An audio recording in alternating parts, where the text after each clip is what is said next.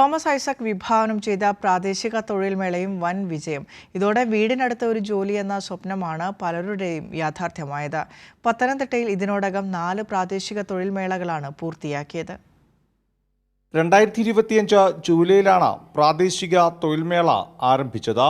വിജ്ഞാന പത്തനംതിട്ടയും കുടുംബശ്രീയും സംയുക്തമായാണ് ജോബ് ഫെസ്റ്റുകൾ സംഘടിപ്പിക്കുന്നത്.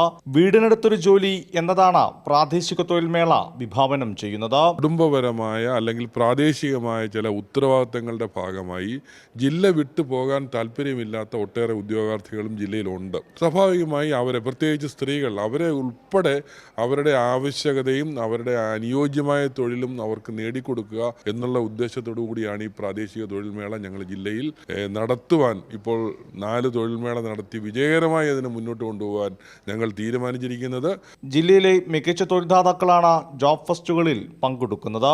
പത്തനംതിട്ട ജില്ലയിലെ മുഴുവൻ വ്യാപാര, വ്യവസായ, വാണിജ്യ സ്ഥാപനങ്ങളെ ബന്ധപ്പെടുത്തിക്കൊണ്ട് അവർക്ക് ആവശ്യമായിട്ടുള്ള തൊഴിൽ അല്ലെങ്കിൽ തൊഴിൽ അന്വേഷകരെ കണ്ടെത്തി കൊടുക്കുക, അതിന് വേണ്ടിയുള്ള സജ്ജീകരണങ്ങൾ നടത്തുക എന്നുള്ളതാണ് ഈ പദ്ധതി വഴി ഉദ്ദേശിക്കുന്നത്. 4 പ്രാദേശിക തൊഴിൽമേളയിൽ നിന്ന് 380 പേർക്ക് ജോലി ലഭിച്ചു.